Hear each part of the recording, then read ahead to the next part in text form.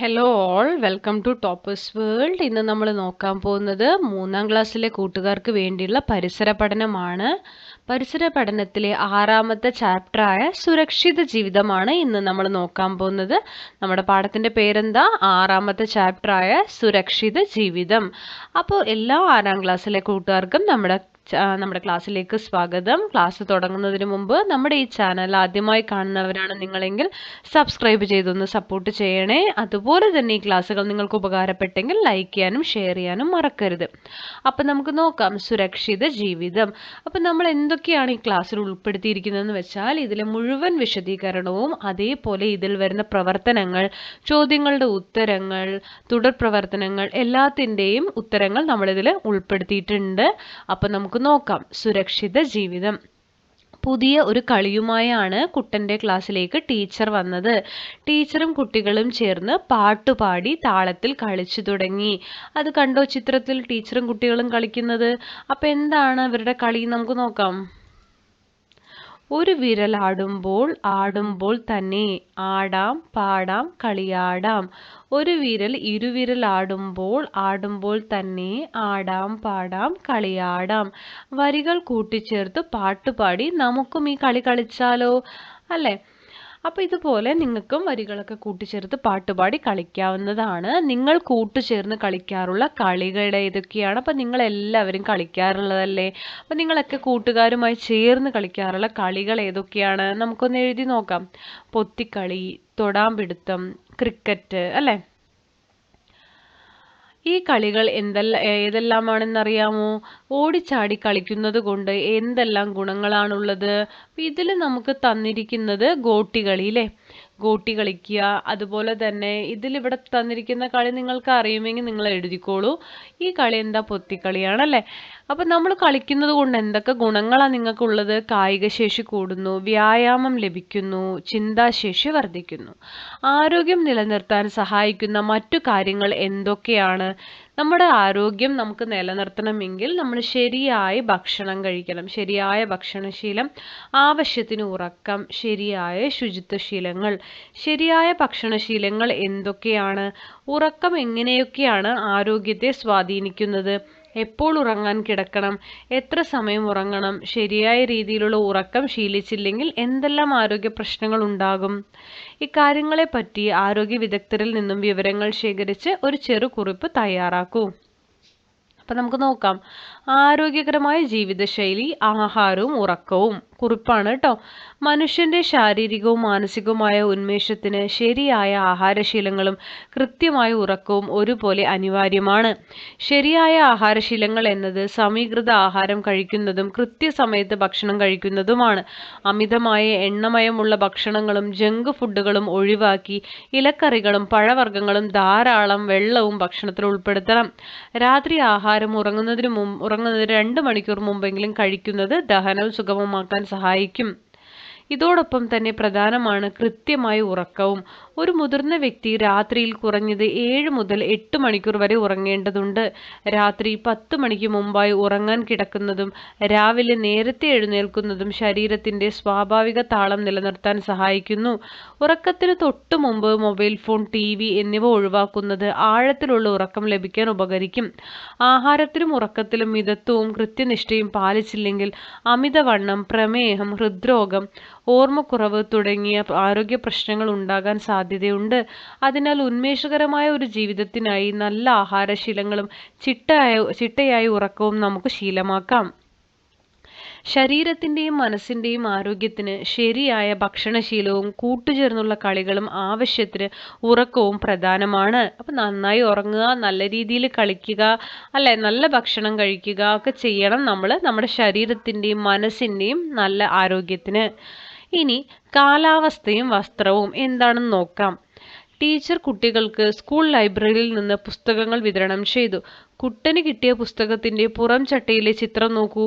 അപ്പോൾ കുട്ടൻ ഒരു പുസ്തകം കിട്ടി, അതിന്റെ പുറം ചട്ടയിൽ തന്നിരിക്കുന്നത് നോക്കൂ. ചിത്രത്തിലെ കുട്ടി ധരിച്ചിരിക്കുന്ന വസ്ത്രത്തിന് എന്താണ് പ്രത്യേകത? ഇത്തരത്തിലുള്ള വസ്ത്രങ്ങൾ ധരിക്കാൻ കാരണം എന്തായിരിക്കും? തുണിത്തരങ്ങളെല്ലാം ഒരുപോലെയാണോ? നിങ്ങൾക്ക് ഏതെല്ലാം തരം തുണികളെ കുറിച്ച് അറിയാം? പരുത്തി, പോളിസ്റ്റർ, ആ കുട്ടി ധരിച്ചിരിക്കുന്നത് കമ്പിളി വസ്ത്രമാണ് കേട്ടോ. തണുപ്പിൽ നിന്ന് രക്ഷ നേടാനാണ് അങ്ങനെ ധരിക്കുന്നത്. തുണിത്തരങ്ങളെല്ലാം ഒരുപോലെയാണോ ചോദിച്ചാൽ അല്ല. നിങ്ങൾക്ക് ഏതെല്ലാം തരം തുണികളെക്കുറിച്ച് അറിയാം? പരുത്തി, പോളിസ്റ്റർ, സിൽക്ക്, ലിനൻ. ചൂട് കാലത്ത് ധരിക്കുന്ന വസ്ത്രങ്ങൾക്ക് എന്തെല്ലാം സവിശേഷതകൾ ഉണ്ടായിരിക്കണം? ഈർപ്പം വേഗത്തിൽ വലിച്ചെടുക്കാൻ കഴിയണം. വായുസഞ്ചാരം ഉറപ്പുവരുത്തുന്ന വിധത്തിൽ ഇഴയകലം ഉണ്ടാകണം. സൂര്യപ്രകാശം പ്രതിഫലിപ്പിക്കുന്നതും ചൂട് ആഗിരണം ചെയ്യാത്തതുമായ ഇളം നിറത്തിലുള്ള വസ്ത്രങ്ങൾ. ഈ സവിശേഷതകൾ ഏതുതരം വസ്ത്രങ്ങൾക്കാണ് കൂടുതലുള്ളത്? പരുത്തി വസ്ത്രങ്ങൾക്കോ പോളിസ്റ്റർ വസ്ത്രങ്ങൾക്കോ? പരുത്തിക്കാണ് കേട്ടോ. ഇനി നമുക്കത് എങ്ങനെ കണ്ടെത്താം എന്നുള്ളതാണ്. നമുക്കതിനൊരു പരീക്ഷണമുണ്ട്.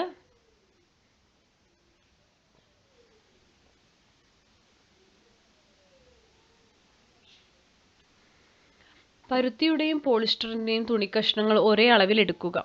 ഒരേ വലിപ്പമുള്ള 2 ഗ്ലാസുകളിൽ തുല്യ അളവിൽ വെള്ളമെടുത്ത് തുണികൾ പൂർണ്ണമായും അതിൽ മുക്കുക. അപ്പോൾ ഒരു പരുത്തിയുടെ, കോട്ടൺ ആണ് കേട്ടോ പരുത്തി എന്ന് പറഞ്ഞാൽ, പരുത്തിയുടെ ഒരു ചെറിയ പീസ് തുണിയും പോളിസ്റ്ററും എടുക്കുക. എന്നിട്ട് ഓരോ ഗ്ലാസ് വെള്ളത്തിൽ രണ്ടും അത് മുക്കുക. തുല്യ അളവിൽ തന്നെ മുക്കണം. തുണികൾ പൂർണ്ണമായും അതിൽ മുക്കണം. 1 മിനിറ്റ് കഴിഞ്ഞ് അവ പുറത്തെടുക്കുക. ഓരോ ഗ്ലാസ്സിലെയും വെള്ളത്തിൻ്റെ അളവ് നമ്മൾ നോക്കുക. എന്താണ് നിങ്ങൾ കണ്ടെത്തിയത്? അപ്പോൾ പരീക്ഷണം നമുക്ക് നോക്കാം കേട്ടോ. അപ്പോൾ നമ്മൾ ആദ്യം തന്നെ ലക്ഷ്യം നമ്മൾ നാരുകളുടെ ജലശേഷി. നാരുകൾ എന്ന് പറഞ്ഞു കഴിഞ്ഞാൽ ഈ പരുത്തിയും പോളിസ്റ്ററും ഒക്കെ തന്നെയാണ് കേട്ടോ. പ്രകൃതിദത്ത നാരാണ് പരുത്തി, സിന്തറ്റിക് ആയിട്ടുള്ളതാണ് പോളിസ്റ്റർ. അത് തമ്മിൽ ജലം ആഗിരണം ചെയ്യാനുള്ള ശേഷി താരതമ്യം ചെയ്യുകയാണ്. ആവശ്യമായ സാധനങ്ങൾ: ഒരേ വലുപ്പത്തിലുള്ള 2 ഗ്ലാസുകൾ, ഒരേ നീളത്തിലുള്ള 1 കഷ്ണം പരുത്തി തുണിയും 1 കഷ്ണം പോളിസ്റ്റർ തുണിയും, വെള്ളം, ഒരു സ്റ്റോപ്പ് വാച്ച് അല്ലെങ്കിൽ ടൈമർ. ചെയ്യേണ്ട രീതി: തുല്യ വലുപ്പത്തിലുള്ള പരുത്തി തുണിയും പോളിസ്റ്റർ തുണിയും 2 ഗ്ലാസുകളിലും തുല്യ അളവിൽ വെള്ളമെടുക്കുക. ഓരോ തുണിക്കഷ്ണവും പൂർണ്ണമായും വെള്ളത്തിൽ മുക്കി വയ്ക്കുക. 1 മിനിറ്റിന് ശേഷം അവ പുറത്തെടുക്കുക. നിരീക്ഷണം: പോളിസ്റ്റർ തുണി മുക്കിവെച്ച ഗ്ലാസിനെ അപേക്ഷിച്ച് പരുത്തി തുണി മുക്കിവെച്ച ഗ്ലാസ്സിൽ വളരെ കുറഞ്ഞ അളവ് വെള്ളം മാത്രമേ ബാക്കിയുണ്ടായിരുന്നുള്ളൂ. പരുത്തി തുണി പോളിസ്റ്ററിനേക്കാൾ കൂടുതൽ വെള്ളം ആഗിരണം ചെയ്തു എന്നാണ് ഇത് സൂചിപ്പിക്കുന്നത്. നിഗമനം: പോളിസ്റ്ററിനേക്കാൾ പരുത്തിക്ക് ജലം ആഗിരണം ചെയ്യാനുള്ള ശേഷി വളരെ കൂടുതലാണ്. അതിനാൽ വേനൽക്കാലത്ത് വിയർപ്പ് ആഗിരണം ചെയ്യാൻ പരുത്തി വസ്ത്രങ്ങളാണ് ഏറ്റവും അനുയോജ്യം. മഴക്കാലത്ത് ഏതുതരം വസ്ത്രമായിരിക്കും അനുയോജ്യം? പെട്ടെന്ന് ഉണങ്ങുന്നത്, ജലം ആഗിരണം ചെയ്യാത്തത്, വൃത്തിയാക്കാൻ എളുപ്പമായിട്ടുള്ളത്. തണുപ്പ് കൂടുതലുള്ള കാലാവസ്ഥയിൽ ജീവിക്കുന്ന ചെമ്മരിയാട്, ഹിമക്കരടി തുടങ്ങിയ ജീവികൾക്ക് തണുപ്പിനെ അതിജീവിക്കാൻ സഹായിക്കുന്ന വിധത്തിൽ കട്ടിയുള്ള രോമാവരണമാണുള്ളത്. പെൻഗ്വിനുകൾക്ക് അവയുടെ തൂവലുകൾ തണുപ്പിൽ നിന്ന് സംരക്ഷണം നൽകുന്നു. ഇത്തരം പ്രദേശങ്ങളിൽ കാണപ്പെടുന്ന ജീവികളുടെ തൊലിയുടെ അടിയിലുള്ള കൊഴുപ്പിന്റെ പാളിയും അവയെ തണുപ്പിൽ നിന്ന് സംരക്ഷിക്കുന്നു. റോഡും പരിസരവും എന്താണെന്ന് നോക്കാം. നമുക്ക് തന്നിരിക്കുന്ന റോഡാണ് അല്ലേ. റോഡ് ക്രോസ് ചെയ്യാനുള്ള വരകളാണ് സീബ്ര ലൈൻ ഈ തന്നിരിക്കുന്നത് കേട്ടോ.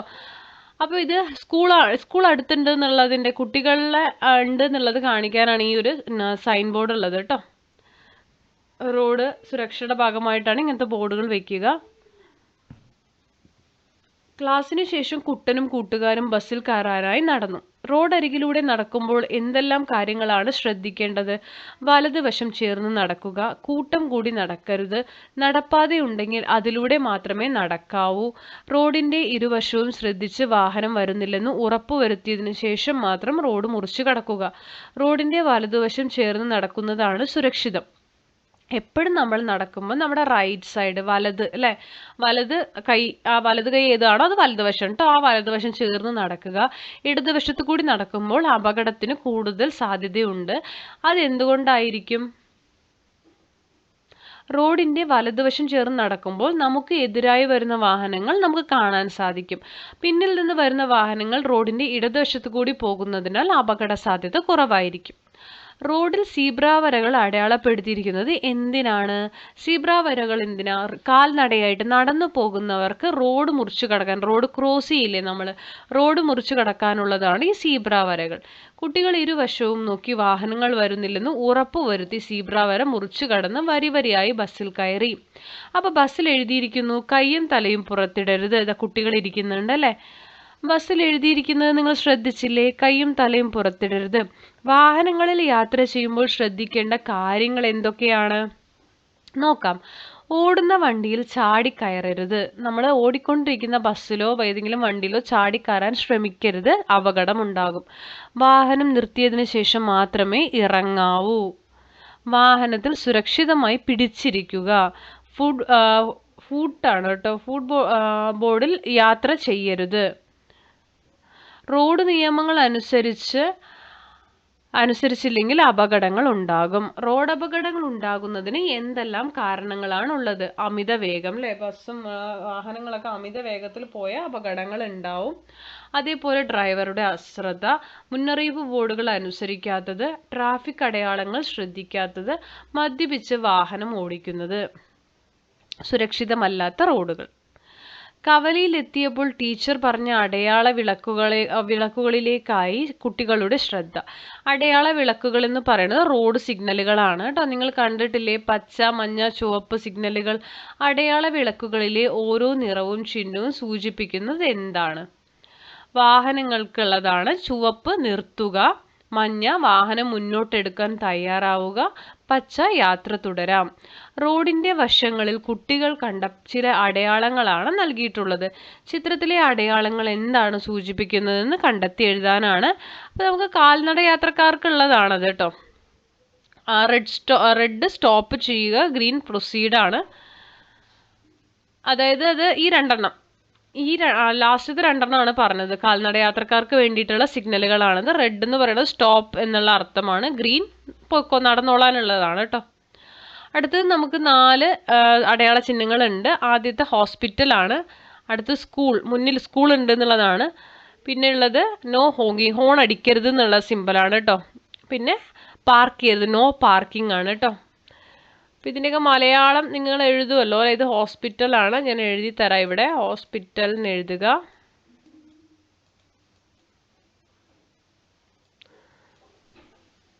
ഇത് സ്കൂളാണ്.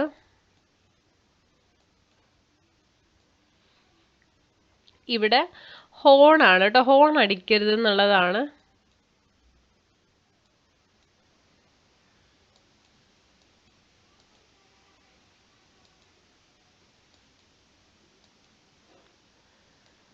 ഇവിടെ നോ പാർക്കിംഗ് ആണ് കേട്ടോ.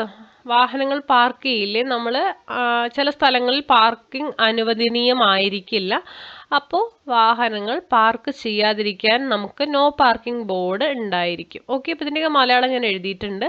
കൂടുതൽ ട്രാഫിക് അടയാളങ്ങൾ കണ്ടെത്തി എൻ്റെ പരിസര പഠന പുസ്തകത്തിൽ എഴുതുക. വാഹനം ഓടിക്കാം. ഇനി ഒരു വാഹനക്കളിയായാലോ? ചിത്രത്തിലേതുപോലെ സ്കൂൾ ഗ്രൗണ്ടിൽ റോഡ് വരയ്ക്കണം. 2 or 3 ഇടങ്ങളിൽ സീബ്ര ലൈൻ കൂടി വരയ്ക്കണം. ഒരാൾ ട്രാഫിക് പോലീസ് ആവണം. കൂടാതെ ചുവപ്പ്, മഞ്ഞ, പച്ച എന്നീ അടയാളങ്ങൾ സൂചിപ്പിക്കുന്ന ബോർഡുകളുമായി 3 പേരും തയ്യാറായി നിൽക്കണം. കുറച്ചുപേർ വാഹനങ്ങളായി മാറണം, ബാക്കിയുള്ളവർ കാൽനട യാത്രക്കാരാവണം. ഇനി കളി തുടങ്ങാം. വാഹനങ്ങൾ റോഡിലൂടെ ഓടുക. റോഡ് നിയമങ്ങൾ കൃത്യമായി അനുസരിച്ച് വേണം വാഹനങ്ങൾ നീങ്ങാൻ. നിയമങ്ങൾ പാലിക്കാൻ സാധിച്ചോ? റോഡിൽ എന്തെങ്കിലും അപകടം സംഭവിച്ചോ? കളിക്ക് ശേഷം അനുഭവക്കുറിപ്പ് എഴുതൂ. പ്രഥമ ശുശ്രൂഷ. അവൻ മുറ്റത്ത് കളിക്കുകയായിരുന്നു. കല്ലിൽ തട്ടി വീണ കുട്ടന്റെ കാൽമുട്ട് മുറിഞ്ഞ് ചോര വന്നു. അമ്മ ഓടി വന്ന് ഒഴുകുന്ന വെള്ളത്തിൽ മുറിവ് കഴുകി. കാൽ ഉയർത്തി വെച്ചു. രക്തം വാർന്നു പോകാതിരിക്കാൻ മുറിവ് വൃത്തിയുള്ള തുണി കൊണ്ട് ചുറ്റിക്കെട്ടി. മുറിവിന് ആഴം കൂടുതലുള്ളതിനാൽ കുട്ടനെ ആശുപത്രിയിൽ എത്തിച്ചു. മുറിവ് വൃത്തിയാക്കി കെട്ടി, മരുന്ന് വെച്ച് കെട്ടി. അപ്പൊ ചിത്രങ്ങൾ ശ്രദ്ധിച്ചുവല്ലോ. കുട്ടന് പരിക്കു പറ്റിയപ്പോൾ അമ്മ എന്തൊക്കെയാണ് ചെയ്തത്? മുറിവ് കഴുകി, കാല് ഉയർത്തി വെച്ചു, രക്തം വാർന്നു പോകാതിരിക്കാൻ വൃത്തിയുള്ള തുണി കൊണ്ട് ചുറ്റിക്കെട്ടി, മുറിവിന് ആഴം കൂടുതലുള്ളതിനാൽ ആശുപത്രിയിലേക്ക് കൊണ്ടുപോയി. ആശുപത്രിയിൽ എത്തുന്നതിന് മുമ്പാണല്ലോ അമ്മ ഇതെല്ലാം ചെയ്തത്. മുറിവ് പറ്റിയപ്പോൾ പ്രഥമ ശുശ്രൂഷ നൽകിയത് കൊണ്ട് എന്തെല്ലാം ഗുണങ്ങളാണ് ഉണ്ടായത്? രോഗാണുക്കൾ മുറിവിലെത്തുന്നത് തടയാൻ കഴിഞ്ഞു. രക്തം വാർന്നു പോകുന്നത് തടയാൻ കഴിഞ്ഞു. നിലവിലെ അവസ്ഥ മോശമാകാതിരിക്കാൻ സഹായിച്ചു. അടിയന്തര സാഹചര്യങ്ങളിൽ അപകടത്തിൽപ്പെട്ടയാൾക്ക് വിദഗ്ധ വൈദ്യസഹായം ലഭിക്കുന്നത് വരെ നൽകുന്ന പരിചരണമാണ് പ്രഥമ ശുശ്രൂഷ. അമ്മ ഹോസ്പിറ്റലിൽ നിന്ന് കുട്ടനെയും കൊണ്ട് വീട്ടിലെത്തി. കുട്ടൻ, ഇതൊക്കെ അമ്മ എവിടെ നിന്ന് പഠിച്ചു? അപ്പൊ അമ്മ, ഞാനൊരു പുസ്തകം തരാം, നീയും വായിച്ചു നോക്കൂ. അമ്മ നൽകിയ പുസ്തകം കുട്ടൻ വായിച്ചു. പുസ്തകത്തിലെ പേജുകൾ നോക്കൂ. അത് പ്രഥമ ശുശ്രൂഷയെ കുറിച്ചിട്ടുള്ളതായിരുന്നു. ഫസ്റ്റ് എയ്ഡ്, പെട്ടെന്ന് ഒരു അപകടം പറ്റിയാൽ എന്തൊക്കെ ചെയ്യണം എന്നുള്ളതിനെ കുറിച്ചിട്ടാണ് കേട്ടോ. ആദ്യം ചതവിനുള്ള പ്രഥമ ശുശ്രൂഷ എന്താണ്? വെള്ളത്തിൽ മുക്കിപ്പിഴിഞ്ഞ് തുണിയോ ഐസ് പാക്കോ ചതവ് പറ്റിയ ഭാഗത്ത് വെക്കുക. അതുവഴി വേദനയും നീർക്കെട്ടും ഒഴിവാക്കാം. എന്നാൽ അസ്ഥിക്ക് പൊട്ടലുണ്ടായാൽ ഇതുകൊണ്ട് കാര്യമില്ല, ആശുപത്രിയിൽ പോകുക തന്നെ വേണം. പക്ഷെ അതിനു മുമ്പ് ഒടിഞ്ഞ ഭാഗം ഈ ഒരു മരസ്കെയിൽ ഉപയോഗിച്ച് നീളത്തിൽ കെട്ടിവെക്കണം. ആ ഭാഗം ഇളകാതിരിക്കാൻ അത് സഹായിക്കും. കുട്ടൻ, ഈ പുസ്തകത്തിൽ വാഹനങ്ങളിലും വിദ്യാലയങ്ങളിലും നിർബന്ധമായും ഒരു പ്രഥമ ശുശ്രൂഷ പെട്ടി സൂക്ഷിക്കണം എന്ന് പറയുന്നുണ്ടല്ലോ. പ്രഥമ ശുശ്രൂഷ പെട്ടിയിൽ എന്തെല്ലാമാണ് ഉള്ളതെന്ന് നോക്കൂ. ഫസ്റ്റ് എയ്ഡ് കിറ്റ് കേട്ടോ, ഫസ്റ്റ് എയ്ഡ് ബോക്സ്. അതിൽ എന്തൊക്കെയാണ് ഉണ്ടാവുക? കത്രിക, പഞ്ഞി, തുണി, ബാൻഡേജ്, സോപ്പ്, പിന്ന്, സ്കെയില്, ചവണ, അണുനാശിനി, ഗ്ലൗസ് ഒക്കെ ഉണ്ടാവും. പ്രഥമ ശുശ്രൂഷ നൽകുന്ന മറ്റേതെല്ലാം സാഹചര്യങ്ങളാണ് നിത്യജീവിതത്തിൽ ഉണ്ടാകുക? തലചുറ്റി വീഴുമ്പോൾ നമുക്ക് പ്രഥമ ശുശ്രൂഷ കൊടുക്കാം. പൊള്ളലേൽക്കുക, ഭക്ഷണം തൊണ്ടയിൽ കുടുങ്ങുക, അസ്ഥി പൊട്ടൽ, ഇതിനൊക്കെ പ്രഥമ ശുശ്രൂഷ ഫസ്റ്റ് എയ്ഡ് കൊടുത്ത് ഹോസ്പിറ്റലിൽ കൊണ്ടുപോവുക. പ്രഥമ ശുശ്രൂഷയെ പറ്റി കൂടുതൽ അറിയാൻ ആരോഗ്യ പ്രവർത്തകരെ സ്കൂളിലേക്ക് ക്ഷണിക്കൂ. ലഭിച്ച വിവരങ്ങൾ എൻ്റെ പരിസര പഠന പുസ്തകത്തിൽ രേഖപ്പെടുത്തൂ. അപകട സമയങ്ങളിൽ ഉചിതമായ പരിചരണമല്ല രോഗിക്ക് ലഭിക്കുന്നതെങ്കിൽ ഗുണത്തെക്കാളേറെ ദോഷഫലമാണ് ഉണ്ടാവുക. അപ്പൊ നമ്മൾ ഫസ്റ്റ് എയ്ഡ് കൊടുക്കുമ്പോൾ ശ്രദ്ധിച്ചു കൊടുക്കണം, അല്ലെങ്കിൽ ഗുണമല്ല ദോഷമുണ്ടാവും.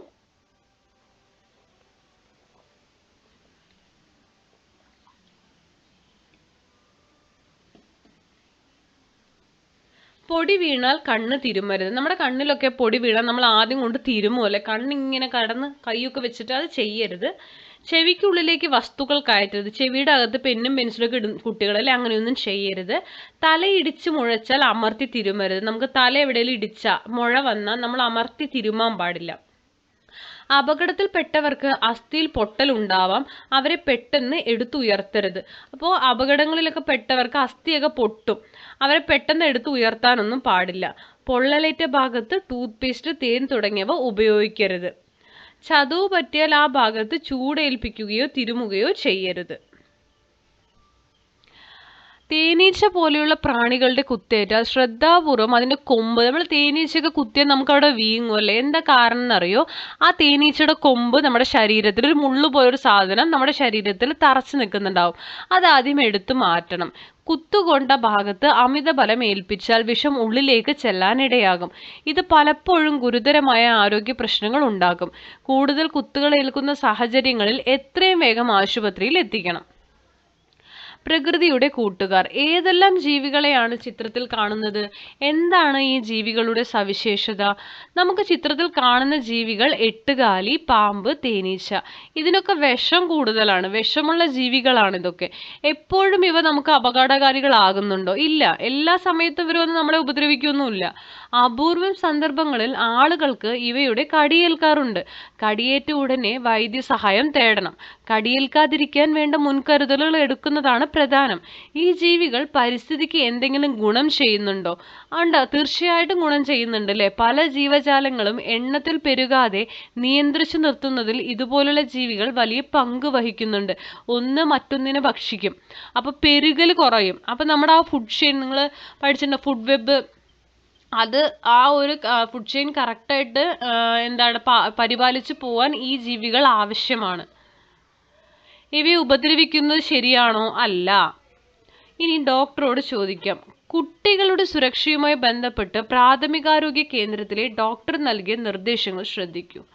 അപരിചിതരായ ആളുകളിൽ നിന്ന് സമ്മാനം, മിഠായി തുടങ്ങിയവ സ്വീകരിക്കരുത്. ഇത് നിങ്ങൾ കുട്ടികൾക്കുള്ള നിർദ്ദേശമാണ്. നിങ്ങൾക്ക് പരിചയമില്ലാത്ത ഒരാളിൽ നിന്നും നിങ്ങൾ മിഠായി പോലുള്ള അല്ലെങ്കിൽ സമ്മാനങ്ങളൊന്നും സ്വീകരിക്കരുത്. നിങ്ങൾക്ക് ഇഷ്ടമല്ലാത്ത രീതിയിൽ നിങ്ങളെ സ്പർശിക്കാൻ ആരെയും അനുവദിക്കരുത്.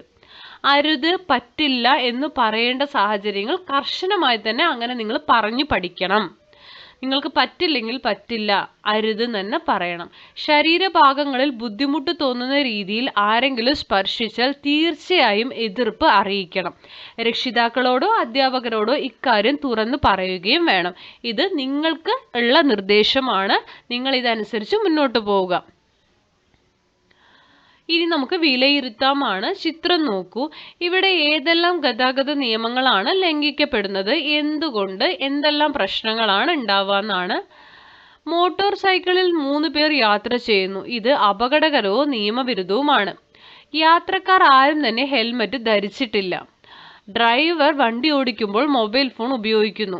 മോട്ടോർ സൈക്കിളിന്റെ പിൻചക്രത്തിൽ മാത്രം ബാലൻസ് ചെയ്ത് അപകടകരമായ രീതിയിൽ ഓടിക്കുന്നു. ഇതെല്ലാം തെറ്റാണ്. ഇതെല്ലാം ഗതാഗത നിയമ ലംഘനമാണ്. ഇതുമൂലം ഉണ്ടാകുന്ന പ്രശ്നങ്ങൾ: ഇത്തരം പ്രവൃത്തികൾ ഗുരുതരമായ റോഡ് അപകടങ്ങൾക്കും യാത്രക്കാർക്കും കാൽനട യാത്രക്കാർക്കും പരിക്കേൽക്കുന്നതിനും നിയമപരമായ ശിക്ഷാ നടപടികൾക്കും കാരണമാകും. ശരിയായവ വരച്ചു യോജിപ്പിക്കണം. ആദ്യം നമുക്ക് തന്നിരിക്കുന്നത് 50, അത് വേഗപരിധിയാണ്. അടുത്തത് സമീപത്ത് പെട്രോൾ സ്റ്റേഷൻ ഉണ്ട് എന്ന സിമ്പലാണ്. കാൽനട യാത്രക്കാർക്ക് നിരോധനം, വലത്തോട്ട് തിരിയുക. എല്ലാ അടയാള ചിഹ്നങ്ങളും നമ്മൾ യോജിപ്പിച്ചിട്ടുണ്ട്. അടുത്തത് വിട്ടുപോയ ഭാഗം പൂരിപ്പിക്കുക. പ്രഥമ ശുശ്രൂഷ പെട്ടിയിലെ ഇനം. ആദ്യത്തെ ബാൻഡേജ് ആണ്. മുറിവോ ചതവോ കെട്ടാൻ ഉപയോഗിക്കുന്നു. കത്രിക തുണി ബാൻഡേജ് മുറിക്കുന്നതിന്. അടുത്തത് പിന്നാണ്, ബാൻഡേജ് ചേർത്ത് വെക്കുന്നതിന്. പഞ്ഞി മുറിവുകൾ വൃത്തിയാക്കുന്നതിനും തുടയ്ക്കുന്നതിനും. ചവണ മുറിവിൽ പറ്റിപ്പിടിച്ചിരിക്കുന്ന ചെറിയ വസ്തുക്കൾ നീക്കം ചെയ്യുന്നതിന്. തുടർ പ്രവർത്തനങ്ങളാണ്. വസ്ത്രനിർമ്മാണത്തിനായി നമ്മൾ ഉപയോഗിക്കുന്ന വ്യത്യസ്ത ഇനം തുണികൾ ശേഖരിച്ച് ക്ലാസ്സിൽ പ്രദർശിപ്പിക്കുക. അത് നിങ്ങൾ ചെയ്തോളൂ. രണ്ടാമത്തെ, നിത്യജീവിതത്തിൽ സംഭവിക്കുന്ന വിവിധ അപകടങ്ങളും അവയ്ക്ക് നൽകാവുന്ന പ്രഥമ ശുശ്രൂഷകളും ഉൾപ്പെടുത്തിയുള്ള സ്കിറ്റ് തയ്യാറാക്കി അവതരിപ്പിക്കുക. ഇത് രണ്ടും നിങ്ങൾക്ക് ക്ലാസ്സിൽ അവതരിപ്പിക്കാനുള്ള പ്രവർത്തനങ്ങളാണ്. അപ്പോൾ അത് നിങ്ങൾ നോക്കി കൂട്ടുകാരുമായി ഡിസ്കസ് ചെയ്ത് ടീച്ചറുമായി ഡിസ്കസ് ചെയ്ത് ചെയ്യേണ്ടതാണ്. അപ്പോൾ ഇത്രയുമാണ് നമ്മൾ ഈ ക്ലാസ്സിൽ ഉൾപ്പെടുത്തിയിരിക്കുന്നത്. ക്ലാസ്സുകൾ ഇഷ്ടപ്പെടുന്നുണ്ടെങ്കിൽ തീർച്ചയായും ലൈക്ക് ചെയ്യുക, ഷെയർ ചെയ്യുക, സബ്സ്ക്രൈബ് ചെയ്യുക. നിങ്ങളുടെ കമൻറ്റുകൾ രേഖപ്പെടുത്തുക. Thank you for watching.